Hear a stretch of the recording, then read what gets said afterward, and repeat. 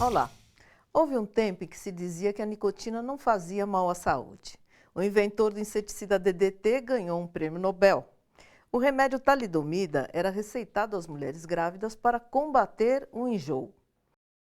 Hoje já se sabe que cigarro é cancerígeno, que o DDT está proibido e há uma geração de crianças deformadas por conta do uso da talidomida por suas mães. Assim, fica mais fácil compreender o receio que se espalha pelo mundo sobre o uso de alimentos transgênicos. Não existe consenso científico sobre a sua segurança e há uma queda de braço entre produtores e pesquisadores. Alimentos transgênicos são um tema do Bom para Todos que começa agora. O que orienta as pesquisas dentro das multinacionais são os interesses econômicos. O que consiste ser o transgênico? Precisamos informar o consumidor para que ele possa escolher se ele quer ou não consumir esse tipo de alimento. O Brasil é o segundo produtor mundial de alimentos e o primeiro em uso de agrotóxicos, como o glifosato, o mais usado em lavouras transgênicas. A Organização Mundial da Saúde reconhece seu poder cancerígeno. Assim, os transgênicos assustam tanto quem cultiva quanto quem consome. A soja e o milho são os grãos transgênicos mais utilizados no Brasil. E nas prateleiras do supermercado, a soja e o milho se multiplicam em milhares de produtos, todos identificados com este símbolo. A legislação atual obriga que qualquer alimento industrializado que tenha transgênico em sua composição tenha o alerta ao consumidor. Óleos, farinhas, misturas para bolo e até fermento, dependendo da marca, tem transgênicos na sua receita. Transgênico não é uma mistura, no caso, algo que não seja 100% puro, né? Eu sei que é um alimento em laboratório, né? É isso.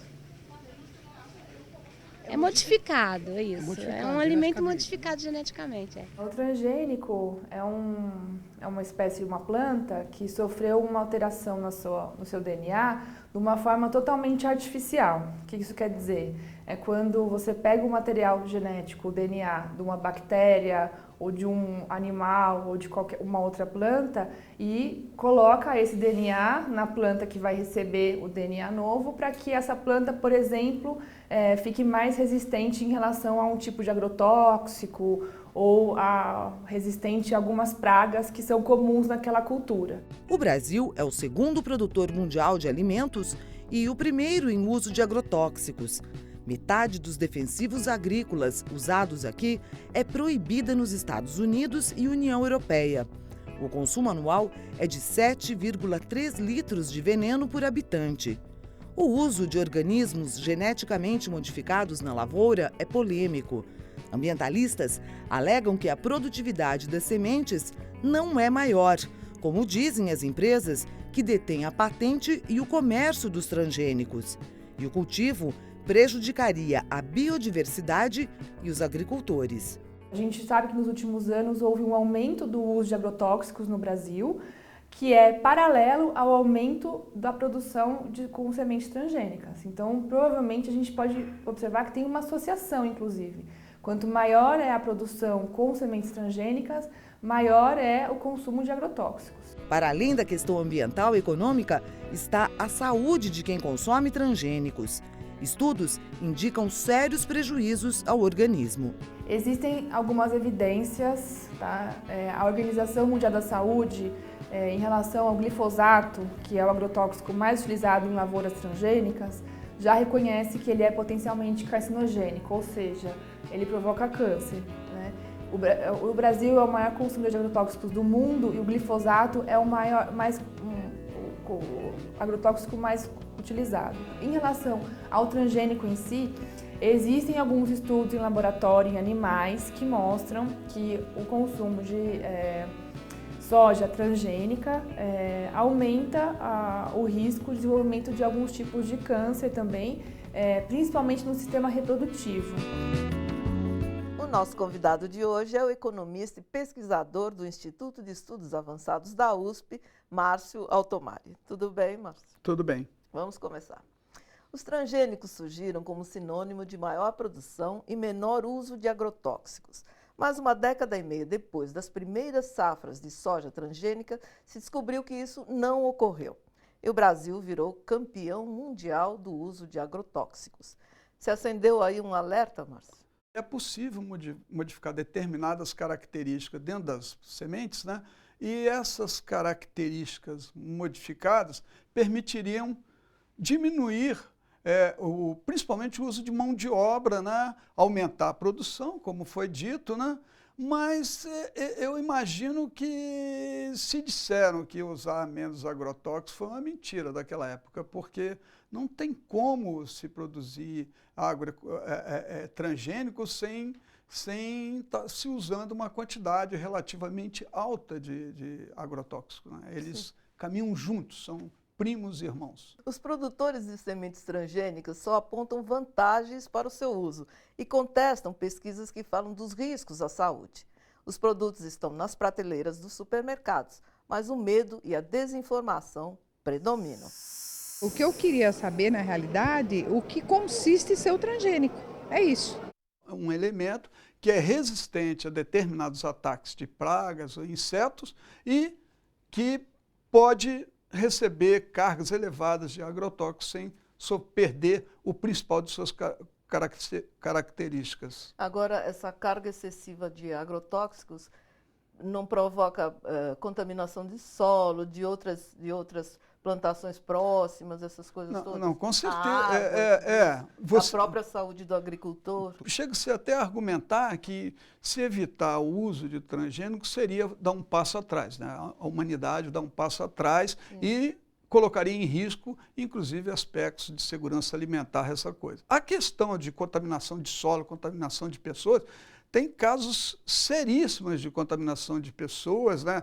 Em estados que usam mais agrotóxico, onde estados que têm culturas mais extensas, tem pulverização. E toda vez que você tem uma pulverização, você tem um risco muito grande de estar afetando pessoas.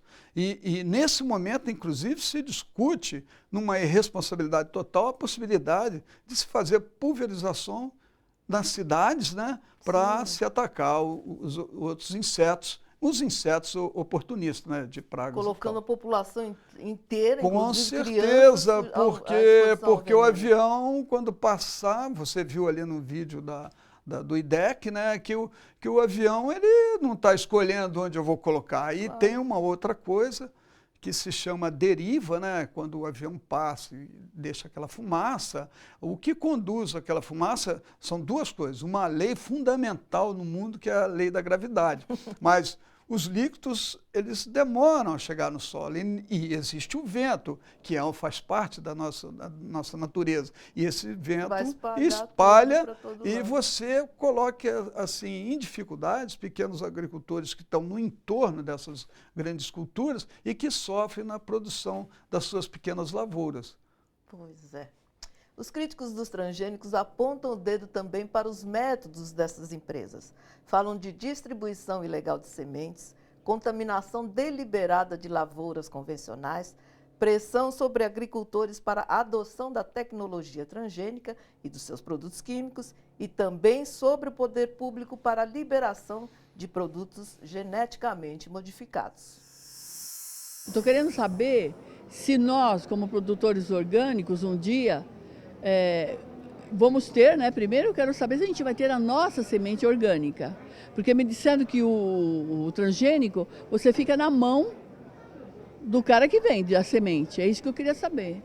O produtor de soja, de cana, de milho, eles não estão preocupados, eles vão buscar a semente num lugar que tem a quantidade necessária para ele fazer plantios em áreas extensas, né? O Brasil hoje é um dos grandes produtores de grãos, né? Então ele não está preocupado. Quem está preocupado com a qualidade da semente é o pequeno produtor. Sim. O pequeno produtor tem que se afastar do mercado, ele tem que criar a própria semente dele ou trabalhar em grupo, ou cooperativas ou associações que cuidam de ter essas sementes, o que nós chamamos de banco de sementes, né? Que são sementes sadias. Sim.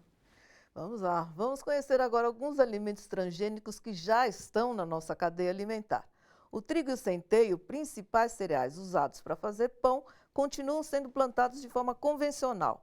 Só que vários componentes usados em pães e bolos vêm da soja que pode ser geneticamente modificada. Então, é preciso ficar atento. 18 variantes de milho geneticamente modificado foram autorizadas pela CTN-Bio, órgão do Ministério da Ciência e Tecnologia.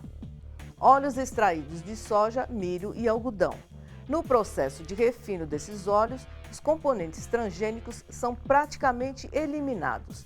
Mesmo assim, suas embalagens são rotuladas no Brasil e nos países da União Europeia.